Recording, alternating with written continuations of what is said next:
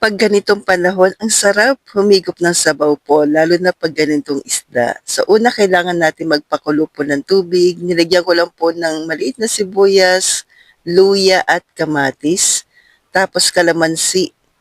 Yan po yung ating pampaasim ngayon. Tapos pagkakulo po, ilalagay na po natin yung ating isda. By the way, nakalimutan kong tawag dito sa isda na 'to. Sorry po, kasi binigay lang po ito sa akin. Pa-comment naman baka alam niyo po kung anong klaseng isda po ito po. Salamat po. Alam ko po galing 'tong Bicol. Yan, nakalimutan ko lang talaga, sorry. Then pagkakulo, lagay na po natin yung ating kalamansi. And naalala ko po ang daming nagtatanong sa akin, kalamansi puwede ba sa low carb? Yes, puwede po sa low carb ang kalamansi. Lemon puwede din.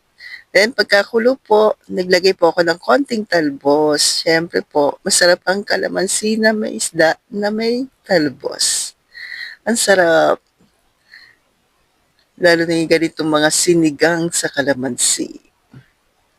So ito na po, add na lang po tayo ng boiled egg para dagdag protina or kahit mga priniritong manok. So stay healthy, stay low carb po, and salamat po sa pag-comment sa pangalan ng isda.